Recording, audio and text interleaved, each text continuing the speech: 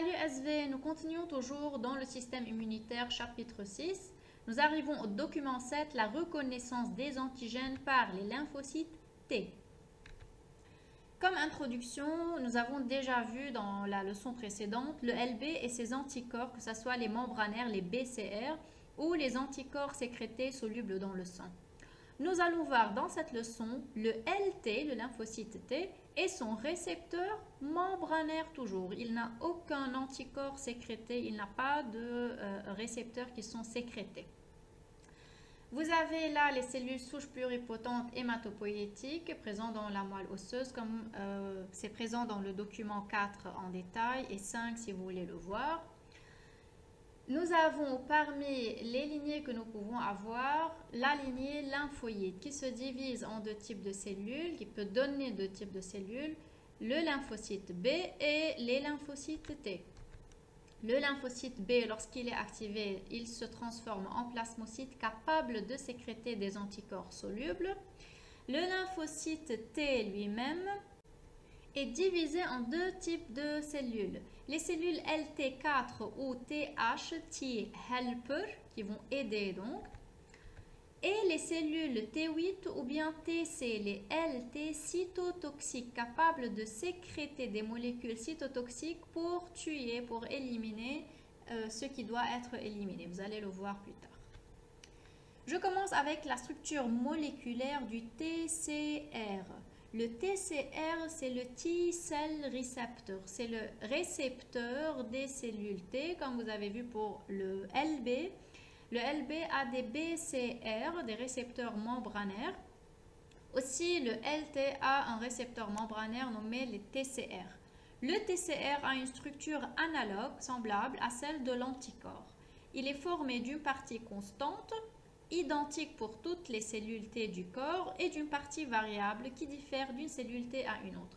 Voilà la région constante qui est ancrée à la membrane de la cellule T. Voilà la région variable. Donc, les deux régions variables et constantes sont formées de deux chaînes polypeptidiques. Cependant, un TCR comprend deux chaînes polypeptidiques qui forment ensemble un site de liaison unique pour l'antigène. Alors, il n'a pas la forme de Y comme le BCR, ça c'est de 1. De 2, il n'a pas une forme sécrétée comme l'anticorps soluble, c'est toujours une forme membranaire. De 3, il a un seul site de liaison à l'antigène et non pas deux. Le voilà là, le site de liaison à l'antigène entre les deux chaînes polypeptidiques. C'est quoi aussi la différence entre TCR et anticorps? Le TCR ne peut pas reconnaître un antigène soluble ou présent à la surface d'une cellule étrangère. Par contre, l'anticorps, il peut le faire. L'antigène doit être apprêté, c'est-à-dire présenté dans une cellule du corps, du soi, c'est-à-dire fragmenté en peptides dont chacun est ensuite attaché à une molécule du CMH ou bien du HLA. Et voilà là la figure qui vous montre le TCR qui fait la liaison avec le HLA du soi et le peptide présenté par ce HLA qui est le peptide du non-soi. Et dans ce cas, lorsque le HLA présente le peptide du non-soi, le TCR, en s'y fixant, c'est que cette cellule est à éliminer, alors le LT va éliminer cette cellule. Lorsqu'on parle de peptides du non-soi présenté sur le HLA, ça provient soit d'une bactérie qui a infecté une cellule, soit d'un virus qui a infecté une cellule. Donc le HLA est toujours mon HLA, c'est du soi. Le peptide, ça peut provenir d'un non-soi qui a infecté mon soi. La double reconnaissance par le TCR se définit comme suit. Le TCR se lie d'une part aux molécules du HLA, du soi, et d'une autre part au peptide du non-soi qui est attaché à ce HLA, qui est présenté par ce HLA. Donc, il ne peut pas reconnaître un peptide seul. Il doit, ce peptide, être relié ou bien présenté par le HLA du soi pour que le TCR puisse faire sa connaissance. C'est ce que je nomme la double reconnaissance par le TCR. Je vous rappelle là les différents types de molécules de HLA que vous avez déjà vus dans le premier document. Les gènes du HLA codent pour deux classes de glycoprotéines membranaires, classe 1 et classe 2. Classe 3 n'est pas étudiée cette année. La classe 1 est codée par les loci ABC, la classe 2 est codée par les loci DP, DQ et DR.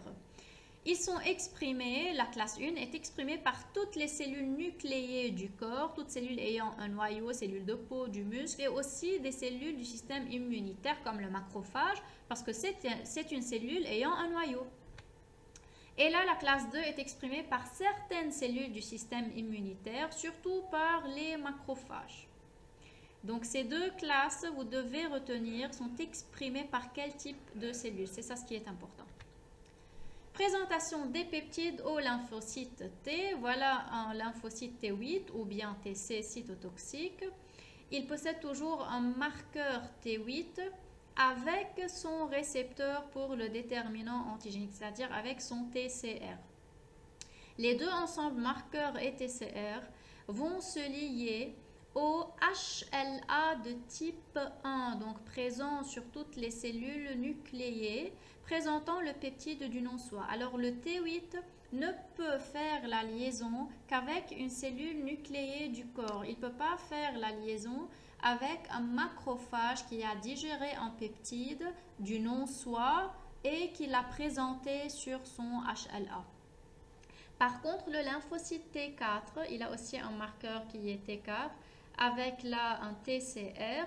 Le lymphocyte T4 est capable lui-même de se relier à des molécules HLA de type 2. Donc HLA de type 2 qui sont présents, rappelez-vous, chez les macrophages et quelques cellules du système immunitaire seulement.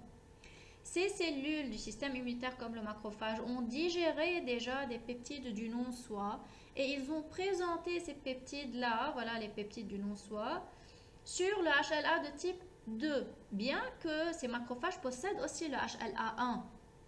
Mais HLA1 est consacré pour les cellules de mon corps, donc les protéines synthétisées à l'intérieur de ces cellules et non pas pour les protéines digérées dans ces cellules. Toute protéine digérée est présentée sur HLA de type 2. Et donc c'est seulement le T4 qui est capable de reconnaître ces HLA2. Donc les cellules T8 ou TC reconnaissent l'antigène lié au HLA1 et ça c'est à retenir. De même, c'est à retenir les cellules T4 ou TH, T-helper, reconnaissent l'antigène lié au HLA2.